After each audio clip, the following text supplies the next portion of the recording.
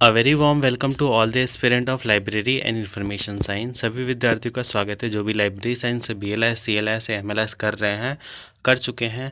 तो स्टूडेंट, इस वीडियो में हम MLS स्टूडेंट के लिए जो लेक्चर है लेके आए हैं।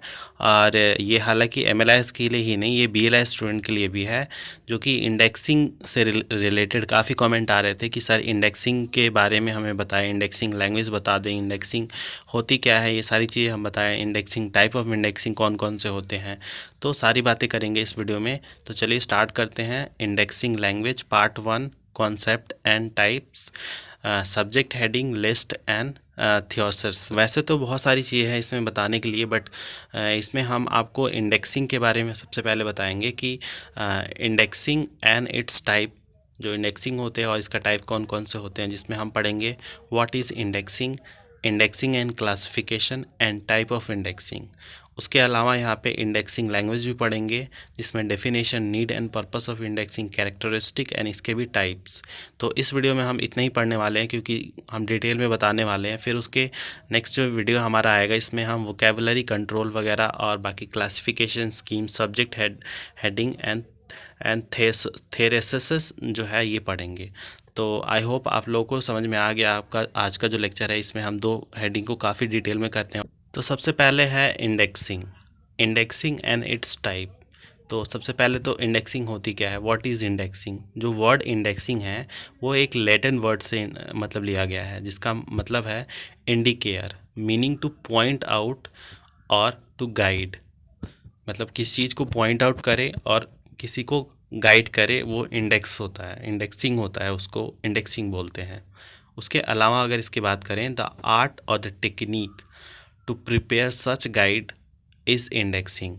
वह वह मतलब कला और वह मतलब प्रक्रिया जिसके थ्रू हम गाइड करते हैं उसको इंडेक्सिंग बोलते हैं। अकॉर्डिंग टू ब्रिटिश स्टैंडर्ड, अगर एक ब्रिटिश स्टैंडर्ड्स के मतलब तहत अगर हम बात करें, तो जो इंडेक्स होता है ये एक सिस्टमेटिक गाइड होता है to the text of any reading matter और the content of other collected documentary material.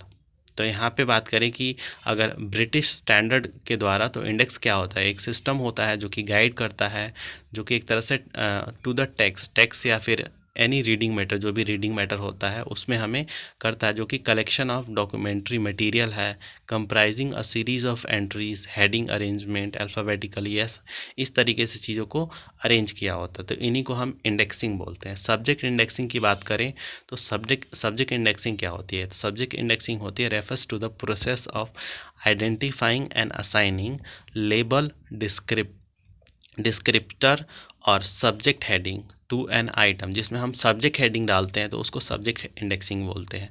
किसी भी आइटम, किसी भी मतलब बुक पे, किसी भी मतलब सीरियल पे, उन पे होता है, so that it's subject content are known and the index. तो वो क्यों होता है, ताकि जो सब्जेक्ट का मतलब कंटेंट है वो हमें पता चल जाए इंडेक्स के द्वारा। दस created can help in in retrieving specific item of the information. ताकि हम कोई भी स्पेसिफिक आइटम है इंफॉर्मेशन का जो हमें चाहिए, तो हम सिर्फ इंडेक्स देख के ही हम उस चीज़ को निकाल ले या उस चीज़ को पता कर ले। जैसे इंडेक्स देख के ही हमें पता चल जाता है कि हमारे जो मतलब की जो चीज़ें हैं इस मतलब डॉक्यूमेंट में है नहीं है। तो इंडेक्स क्या होता है, हमारे टाइम को भी कम करता है, जितनी भी टाइम जो लगती है किस चीज़ को सर्च करने में, उसको बहुत कम कर देता है इंडेक्स। उसके अलावा यहाँ पे इंडेक्सिंग एंड क्लासिफिकेशन की बात करें तो दोनों ही मतलब एक तरह से सिमिलर कॉन्सेप्ट है, बट यहाँ पे अलग बताया है। तो क्या है अलग, वो हम इसमें देखेंगे। The purpose of indexing and classification are grouping. दोनों का काम क्या होता है, ग्रुपिंग करना। दस यहाँ पे रिजेम्बलेंस ऑफ ईच अदर, मतलब दोनों एक तरह दूसरे के मतलब क्या होता है, एक ही कॉइन का दो पहलू हैं। अगर इंडेक्सिंग एंड क्लासिफिकेशन की बात करें, both refers the process that involve analysing the subject of the document. दोनों का काम क्या होता है कि सब्जेक्ट, जो डॉक्यूमेंट का जो भी सब्जेक्ट है उसको एनालाइज करना, to represent and organise them for easy access later. ताकि उनको हम रिप्रेजेंट कर सके, उनको एक तरह से हम मतलब ऑर्गेनाइज कर सके, ताकि हम बाकी बाद में जब भी हमें कभी ज़रूरत पड़े तो उसको ईजिली हम एक्सेस कर पाएँ। मान लीजिए अगर चीज़ें मैसअप है, लाइब्रेरी की जो है उसके अंदर बहुत सारी डॉक्यूमेंट पड़े हैं, पर उनका कोई क्लासिफिकेशन नहीं है, कोई इंडेक्सिंग किया हुआ नहीं है। तो क्या होगा कि आपको कोई भी डॉक्यूमेंट चाहिए है तो बहुत टाइम लगेगा, आप कहाँ जाके ढूंढेंगे, कोई मतलब कोई एक तरह से क्लासिफिकेशन ही नहीं है कि अभी जब आप लाइब्रेरी में एंटर करते हैं तो हर चीज़ का अलग अलग सेक्शन बना होता है। जैसे सोशल साइंस का अलग होता है, आपका ज्योग्राफी का अलग होता है, आपका मैथ्स का अलग होता है, आपका हिस्ट्री का अलग होता है, इंग्लिश का अलग होता है। तो इस तरीके से बाइफर्केशन, क्लासिफिकेशन, इंडेक्सिंग किया हुआ होता है और उसके अंदर भी सब इंडेक्सिंग होता है। अब जैसे मान लीजिए साइंस है, तो साइंस में भी 3 पार्ट डिवाइड किया गया है। जो फिजिक्स हो गया, केमिस्ट्री हो गया एंड बायोलॉजी हो गया। तो इसके अंदर भी मतलब सब डिवीज़न किया गया है। तो इस तरीके से आप लोग को इंडेक्सिंग एंड क्लासिफिकेशन जो वो हेल्प करता है, ताकि इन जो हमें जो डॉक्यूमेंट चाहिए वो इजीली हम एक्सेस कर पाएँ। तो आई होप आपको अब समझ में आ गया होगा इंडेक्सिंग एंड क्लासिफिकेशन का डिफरेंसेस। तो आगे फिर चलते हैं। Indexing make use of an indexing language. देखिए इंडेक्स जो इंडेक्सिंग होता है वो क्या करता है, हमें make use of any indexing language to represent the concept and classification make use of a classification language. जो इंडेक्सिंग होता है वो इंडेक्सिंग लैंग्वेज का इस्तेमाल करता है, जो क्लासिफिकेशन होता है उसमें क्लासिफिकेशन का इस्तेमाल होता है। तो ये दो चीज़ों आपको यहाँ पे ध्यान रखनी है। Indexing and classification is also different. यहाँ पे बोल रहा है वो डिफरेंट है।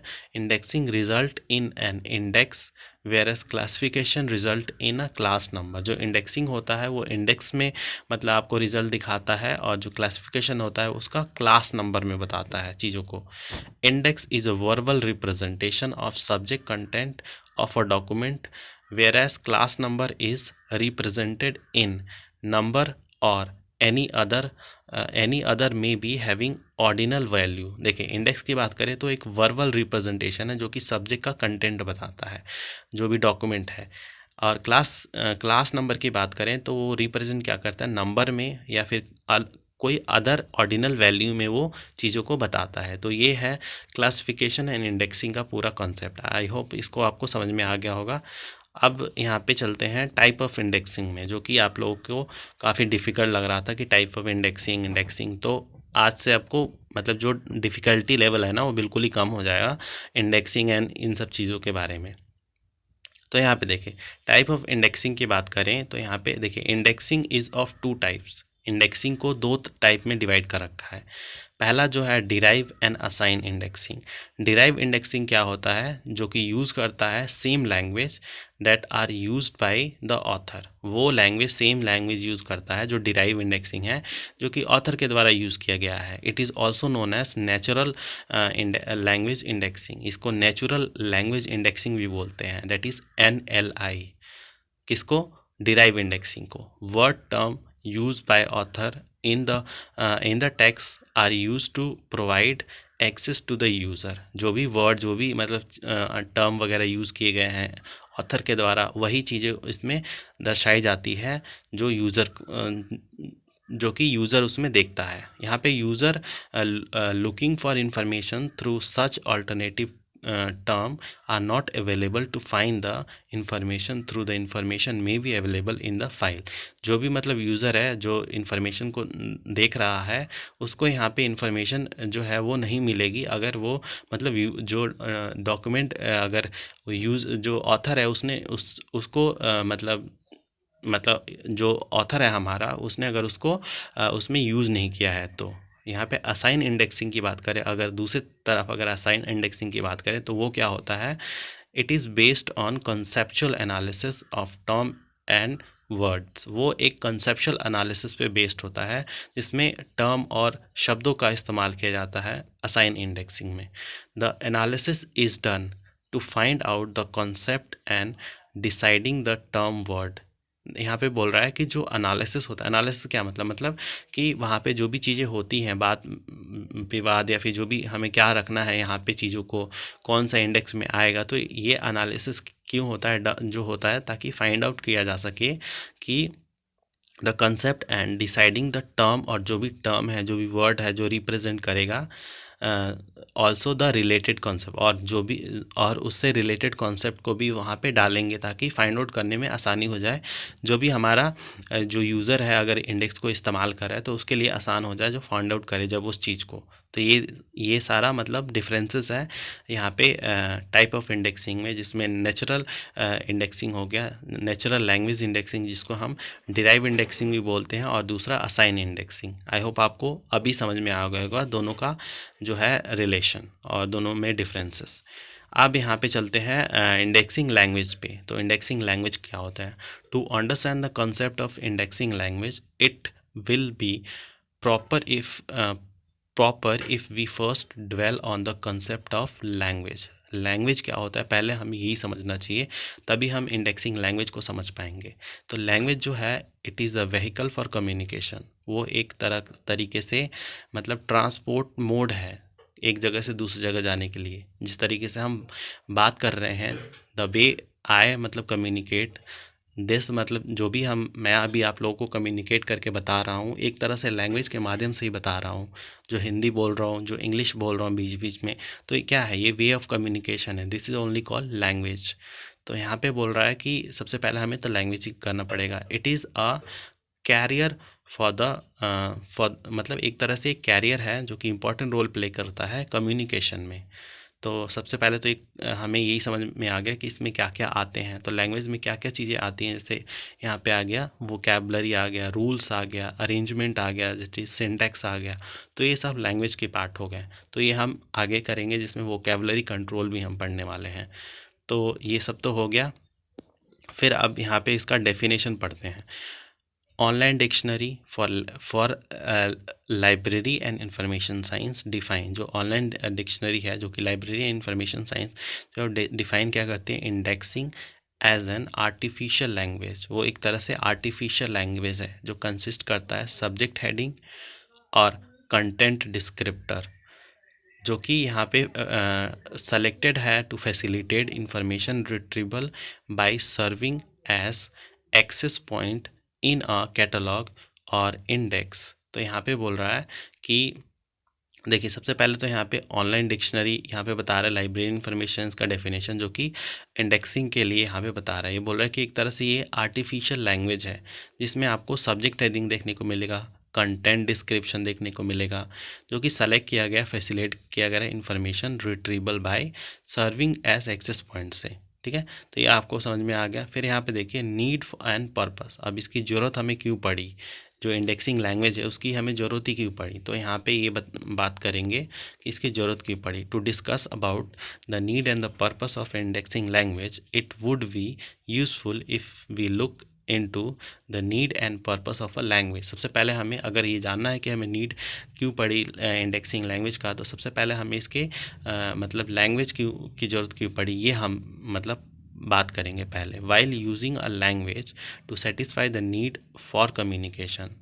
जब हम इस्तेमाल करते हैं किसी भी भाषा को ताकि हम ज़रूरतों को फुलफ़िल कर सकें, जो कि कम्युनिकेशन है, वार्तालाप का जो माध्यम है, तो it is there is no control in the language being used resulting in lots of flexibility in conveying idea. यहाँ पे बोल रहा है कि उसमें कोई भी हमारा कंट्रोल नहीं होता, जो भी हम शब्दों का इस्तेमाल करते हैं ताकि हम चीज़ों को फ्लेक्सिबल करके और अपना आइडिया को कन्वे कर सकें, जो सामने वाला है उसको समझ सके।